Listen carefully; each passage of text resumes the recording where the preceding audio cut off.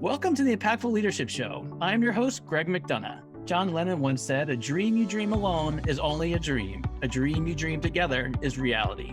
Join me as we connect dreams to reality by chatting with innovators from around Washington, D.C. Our show is proudly sponsored by the D.C. chapter of the Entrepreneurs Organization. This is the Impactful Leadership Show. Welcome to the Impactful Leadership Show. I'm your host, Greg McDonough. I'm the CEO of Blackburn Capital Advisors and the chapter president of the Entrepreneurs Organization of Washington, D.C. Today's guest is America's happiness coach. She is a retired U.S. national and international figure skating coach, a public speaker, the author of The Happiness Solved, Climbing 100 Steps, the host of the Happiness Solved podcast, and a talent acquisition manager at XLA. Please welcome Sandee Sgarlata Addison. Welcome, Sandee. Well, thank you. Good to see you. It's great to be here, Greg. Been way too long. Probably 20 years. Yeah. We'll reminisce about that at a different time. I know, right? So I love jumping into the details around leadership on this podcast. And my favorite question to ask my guests is, what are some misconceptions around leadership? So I think a lot of the misconceptions around leadership stem from people not really getting what it takes to be a good leader. And you'll see this a lot in organizations where you may have, a top sales person and they get promoted into management, into a leadership role, and they're not really groomed for it. So I think a lot of the misconception is when we do put somebody in a leadership role, there needs to be some sort of, leadership training that goes into it, because not everybody is a natural leader. However, you can gain that, I like to call it emotional intelligence, to become a really adaptive, successful leader.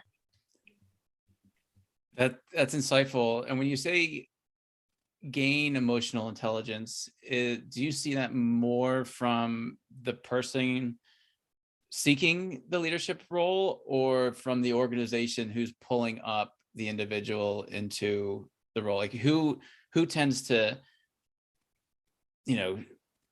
train or support, or where does that come from? Where does that curiosity around emotional intelligence come from?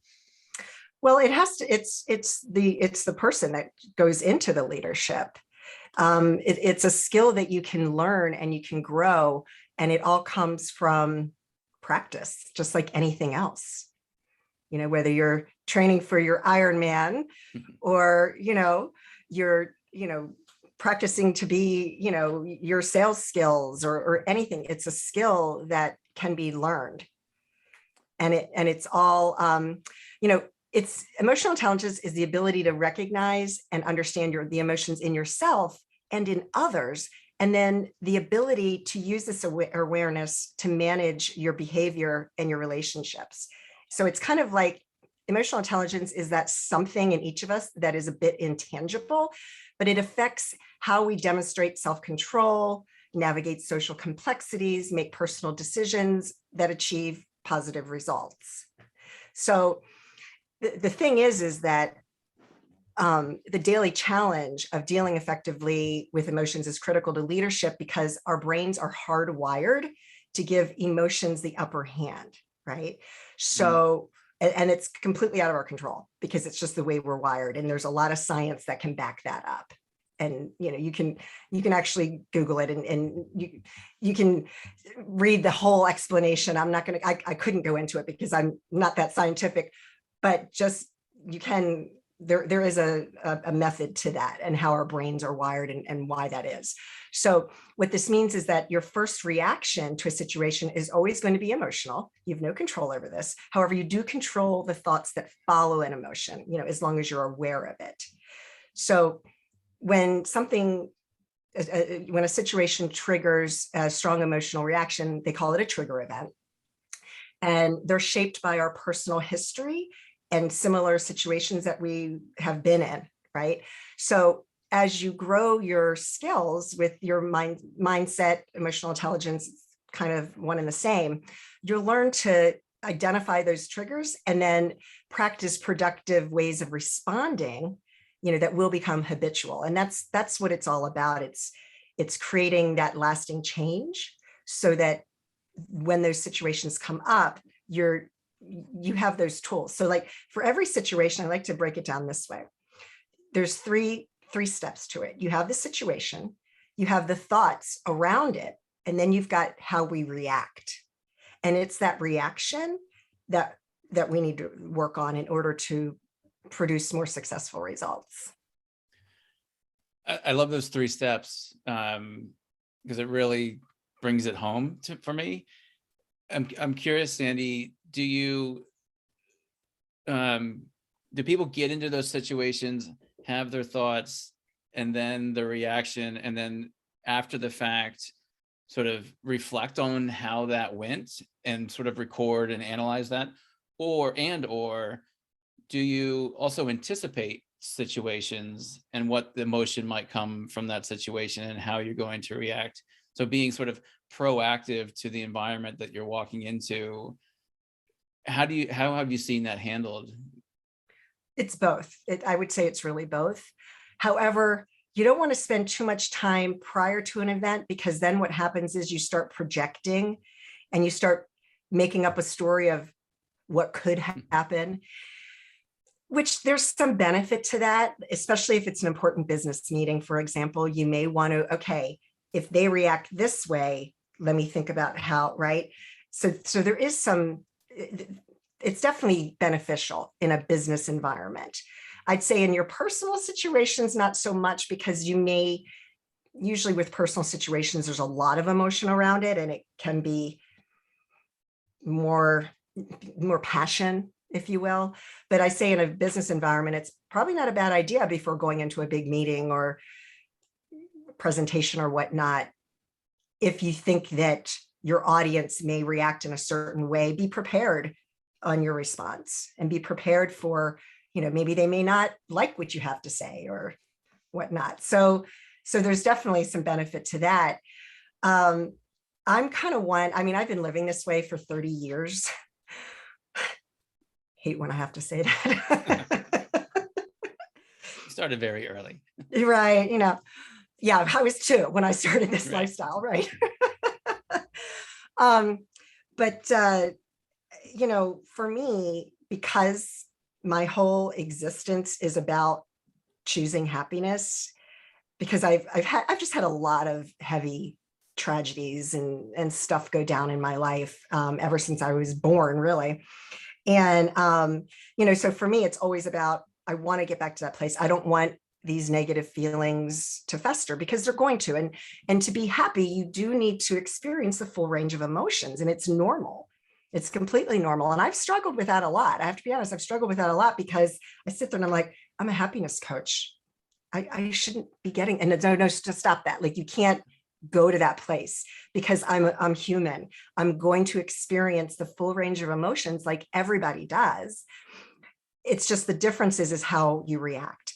And yes, have I lashed out? Absolutely. I'm human. We all get upset, but it's what you do after that, to feel the emotion. And then I practice forgiveness, practice acceptance. There's a whole series of things that you can do. And what that does, it's like building a muscle, you're practicing, just like you're lifting weights and you're trying to get rid of some of my 50s flab here, you're building that muscle. And mindset training is the same thing, because you just always have to be working on it and working on it and working on it. And then what happens is just the next time something comes around, it's so much easier to handle it. And we don't react maybe the same way as we did before. Sure. So let's walk back a few years and talk through, when did the light turn on for you to become a happiness coach? I mean, I suspect you chose happiness before choosing to be a happiness coach. Talk to us about that. Like, talk to us about when did coaching become your passion? Coaching happiness, and then relate it, if you could, to coaching figure skating. Okay. So the figure skating coaching came first. And I realized when I was coaching skating that what made me be successful as a skating coach was all the mindset that I was instilling in my students and helping them with that mindset.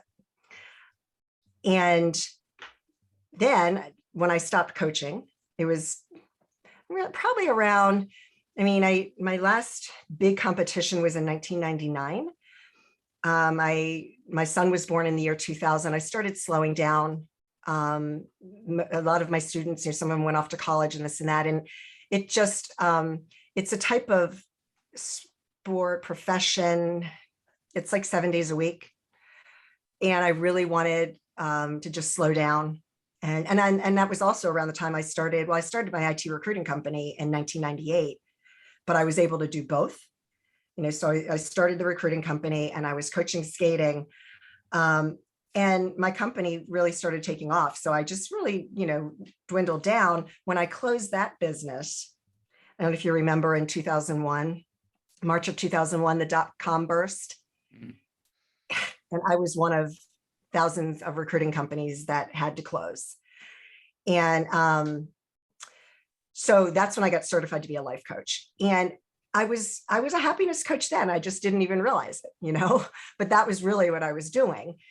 So fast forward to February 2021, my book was released. And I wasn't really sure if I was going to get back into coaching or not. It was just, I wrote this book and I reached a point in August of 2019 where I was so frustrated with everything going on in the world. And I was like, and I actually wrote in the book, like, as humanity, we have to change. We have to change. And I said something to the effect of, like, if we don't get rid of all this anger in the world, it is going to spread like a virus. Right. That was in August of 2019. I finished in January 2020. COVID hits. The book, was sent to my publisher in April of 2020. And of course, it takes time. But that was really when it was a pivotal moment for me. It was like, we really need to change. So yes, I'm a happiness coach. It's all mindset. I've been pulled back into the figure skating world, and I'm now working with some athletes on their mindset training. So I'm a mindset coach for right now. I have a junior ice dancing team that competes for Mexico. So that's really exciting. I've worked with another ice dancer. I have tennis player, and there's more to follow. It's just a lot of them are finishing competitive season, but it's kind of exciting because I really never even considered working with elite athletes, but I'm like, why not? Right? Absolutely. And just diving a little bit deeper into that work with athletes. So when you say you're a mindset coach, I suspect you're not just sitting there telling them nice things about themselves. That there's probably a routine or a practice or a daily meditation or something that you prescribe. Can you talk to us about what that prescription is, kind of in general terms? Sure. Every person or athlete, it's all the same. Whether you're training for the big tennis tournament or you're just trying to grow your business, it's the same mindset. And if you pay attention to what some of these elite athletes do, their pre-game routine, they do that every day. So I love, we were talking before we started recording, right now is in the middle of the French Open, and Rafa Nadal is going for his 22nd Grand Slam final. And he says, and this is so true, he goes, how you practice is how you compete. So when I'm working with athletes, I really try to hone in on them. Every time you step onto the court, you step onto the ice, the track, that's when it matters. How you practice is how you're going to perform and how you're going to compete. And so you have to get into that mindset every time you're ready to do what it is that you're about to do, and get into that mindset.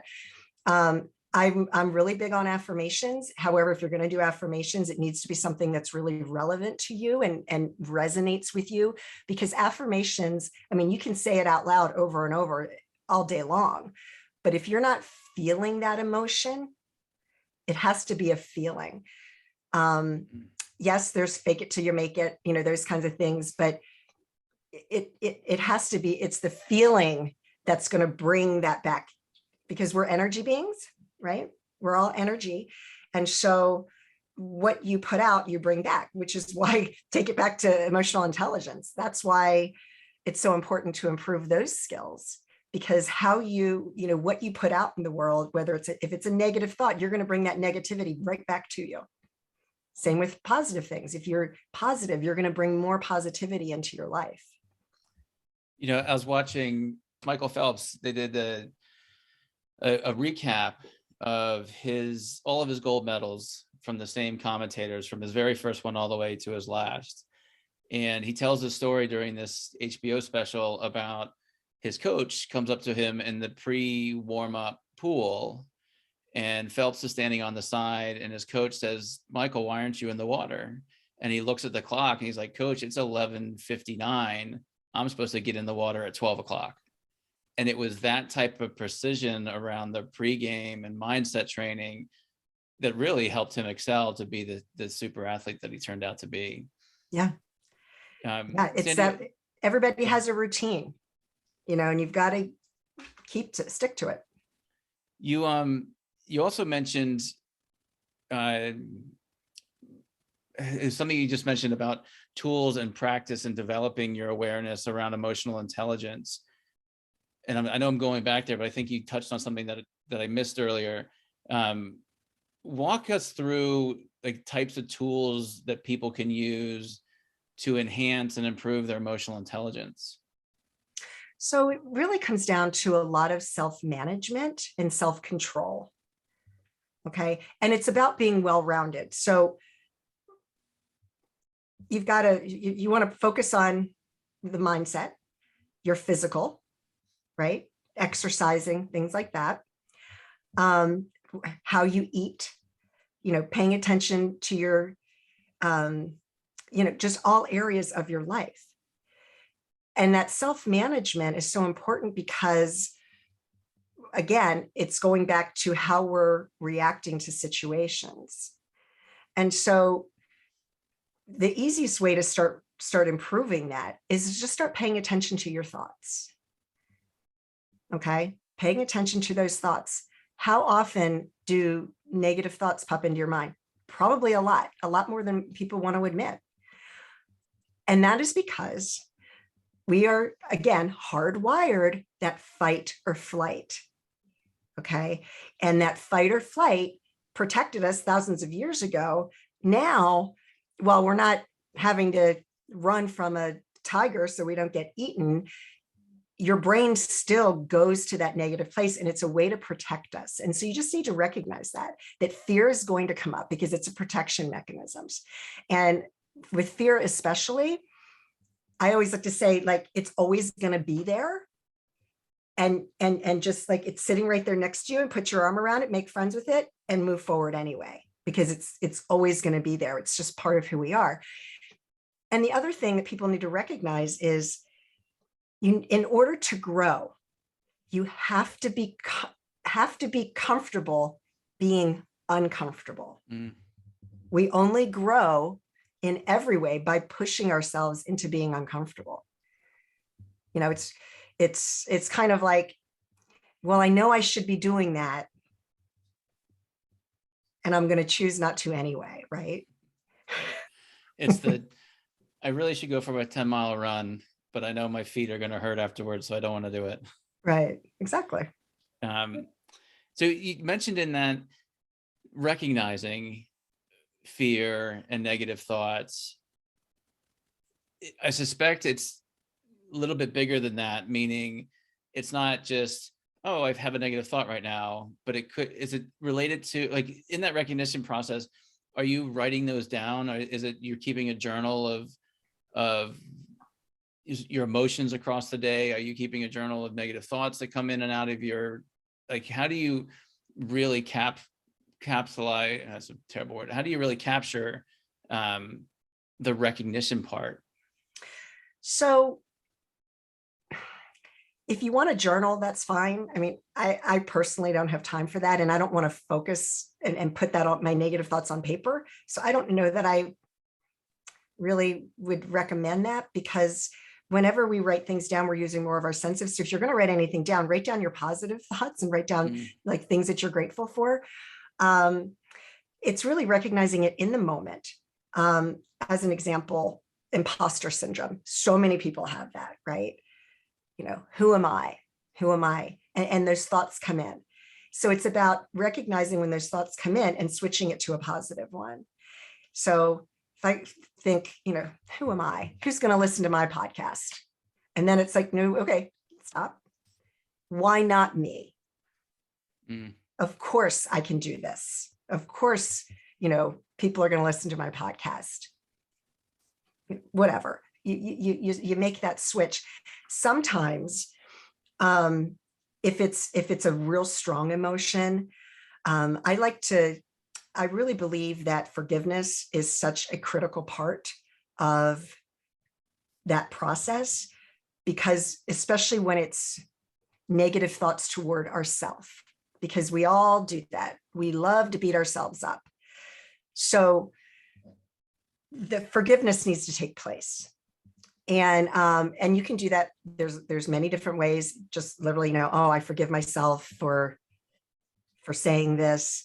I kind of take it a little bit further, and I have like four statements that I say to myself. And I use this whenever, because sometimes, like, you know, I've got PTSD, and I've been able to control it for many, many, many, many years.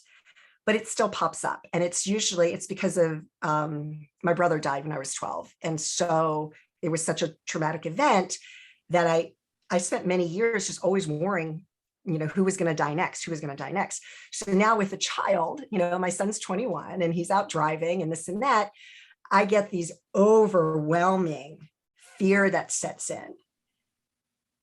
And it can almost be debilitating just for a few minutes, where my heart starts racing. I get anxiety. You know, I'm so worried. And you know, you're a dad, you know, you get so worried about your children.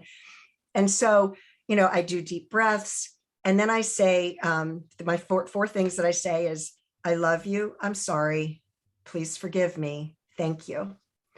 And it's a way to, you know, I'm not a religious person. I'm very spiritual. And I believe, like, whoever you is your creator, your God, whatever, whoever you pray to, whatever that looks like for you. My husband, it's a star. Like, he's not spiritual. He has his lucky star. I'm like, perfect. Just, you know, talk to your lucky star.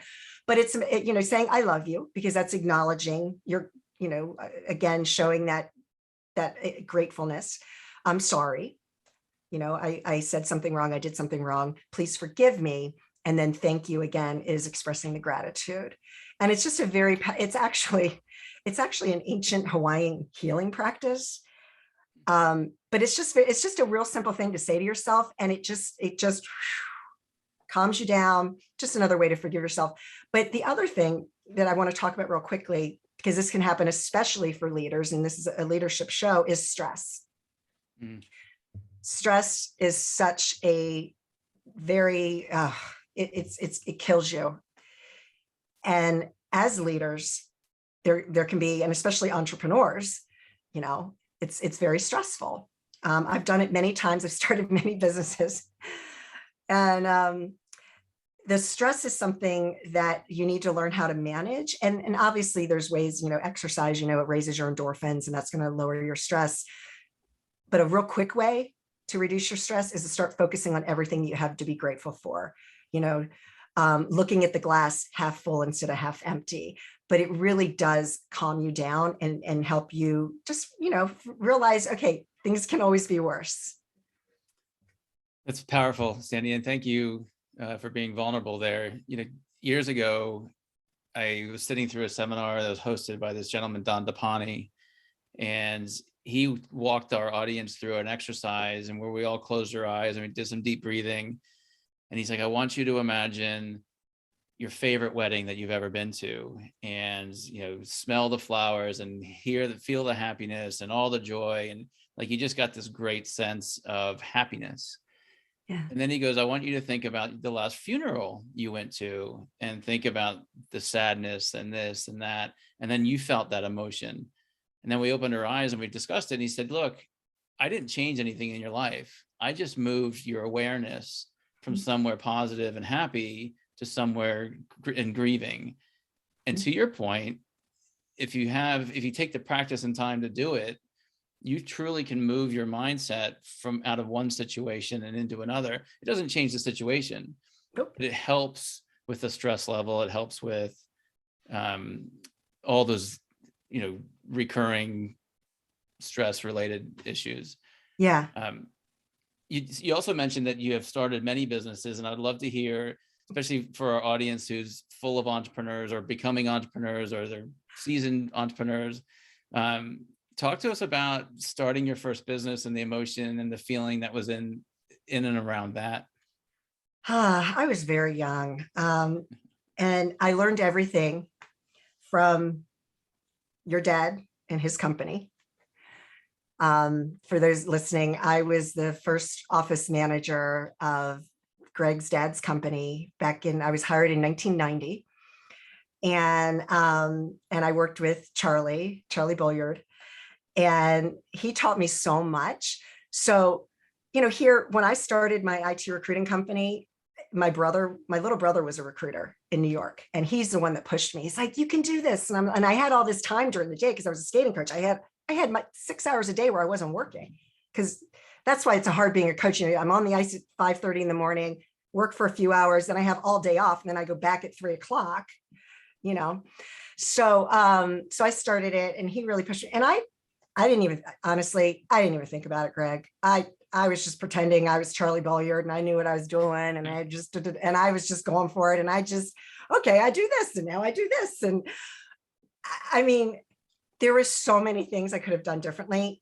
And, as we've talked about this before, I did not go to college right out of high school because all I wanted to do was be in the ice capades. And when that fell through, I was put on a waiting list. I was like, well, maybe I should go to college. And I never even considered it. And then, I just started working, and I was doing very well. But I have this entrepreneurial mindset. So fast forward, I finally did get my bachelor's degree in business management. And when I was taking these courses, because when you're, at this point, when I got the degree, I was 35 years out of high school.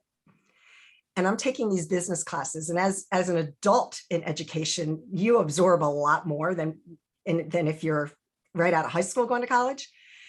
And I was learning all this stuff. I was like, oh my gosh, I wish I knew this when I was at my business. I probably could have saved it.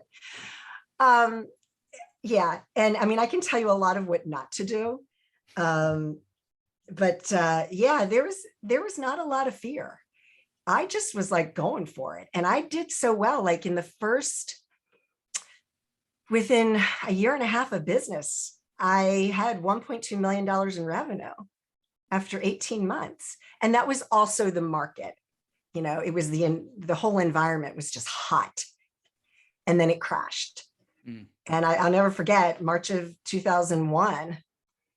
Like, I went from all this revenue to zero, or I had like a couple of contractors. So I was like, but there was I was not getting any new business at all because everything just froze. And I held on to it as long as I could. And my son, when I closed it, my last contractor rolled off in January 2003.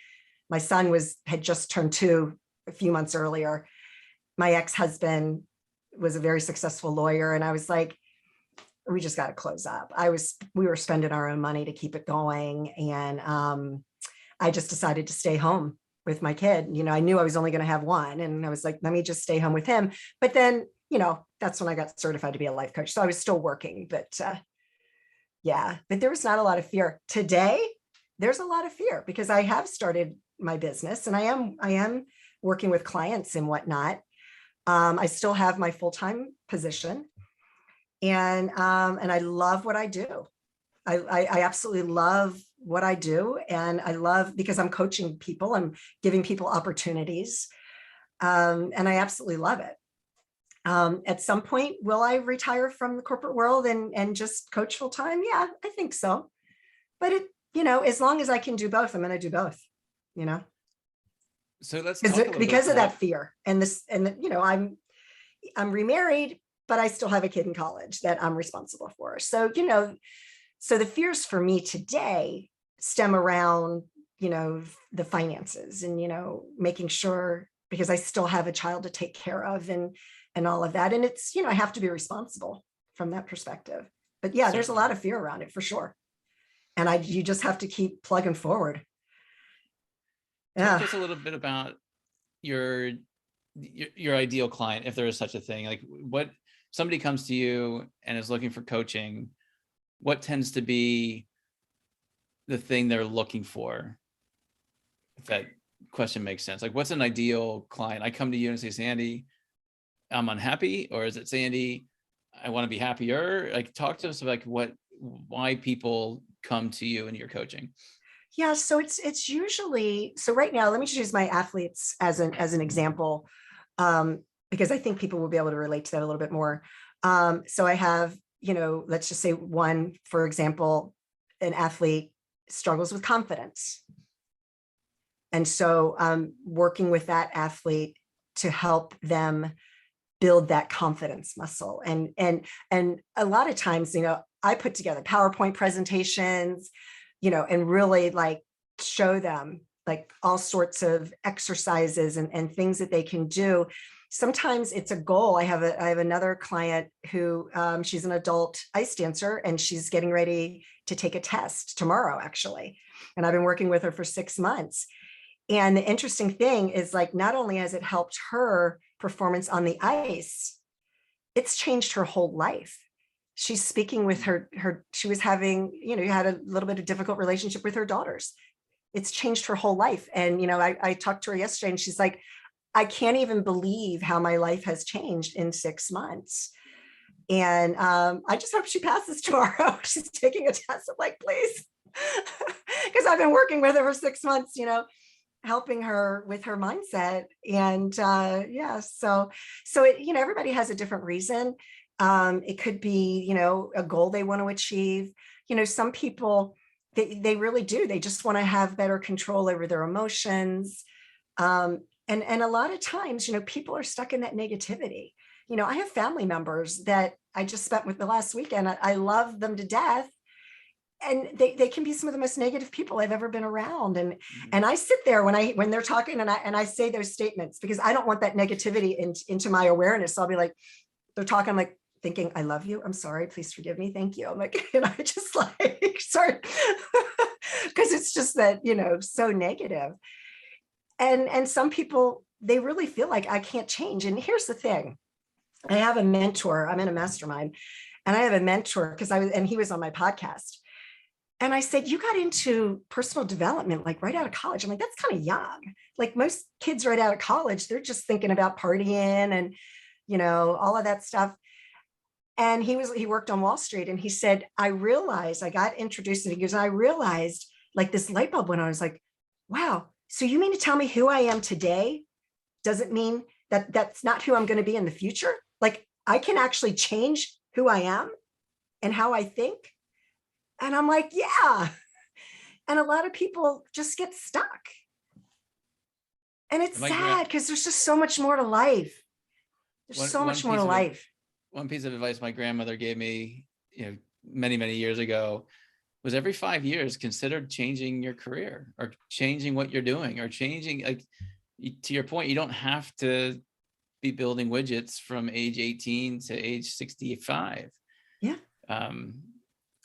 Powerful. So Sandee, one of my other favorite questions to ask my guests, knowing your experience and what you've lived through with your coaching and your businesses and those types of things, what advice would you give yourself, a younger version of yourself, 30 years ago? What advice would you give that Sandee today? Oh gosh, there's so much. Oh my gosh, there's so many things. I think the biggest one is to just be gentle with yourself. I am so hard on myself. So much a high achiever, and I can be really, really hard on myself. But I've taught myself how to be gentle with myself. And I think that would have made a big difference, years ago, is just not to be so hard on yourself. I mean, I think having that discipline is good, because it's how people get successful, right? I mean, you have to be driven. You're not going to, it's the same, if you want to build widgets your whole life, that's great. There's nothing wrong with that. I mean, there's something to be said for people working their whole careers and wanting just a comfortable retirement. And that's fine. That's completely fine. You work for the government for 30 years, you retire, you have your pension, you've got medical, dental. That's great. That's awesome. And there's nothing wrong with that. It's just, if you've got that drive, use it, except be gentle on yourself, because we can just be so mean to ourselves. Boy, I tell you, we would never be able to sustain a relationship with another person if we treated them the way we treat ourselves. A lot of times. That's so true. And in fact, a great practice when wondering what to do, you have a decision in front of you, is what would you tell your friend to do in that situation? So if I'm contemplating doing X and I'm struggling with it, but it'd be very easy for me to tell somebody else what they should do. Well, why not just take the same advice that you're going to tell that other person for yourself, right? So Sandee, audience members want to get in touch with you. There's a whole bunch of social media out there. What's the best way to reach out and to connect? So you can email me at sandeesgarlata.com, on Instagram and Facebook.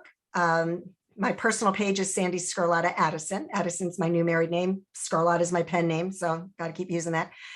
And I also have a Facebook page, Coach Sandee Sgarlata. Fantastic. And all those references will be in our show notes. So any of you who are out there trying to write those down, just scroll down and you'll find the show notes. So Sandee, my final question, another one of my favorites. What gets you excited about the future?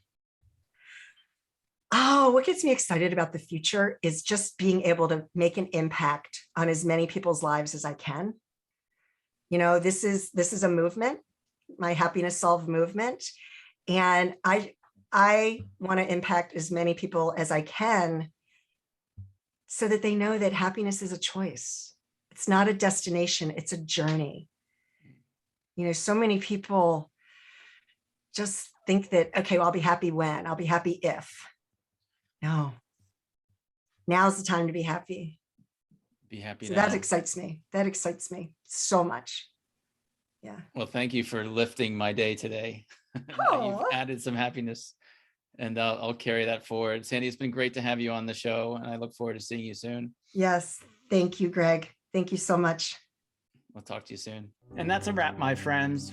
Thank you for spending your time with me. For show notes and other episodes, visit us at impactfulleadershipshow.com.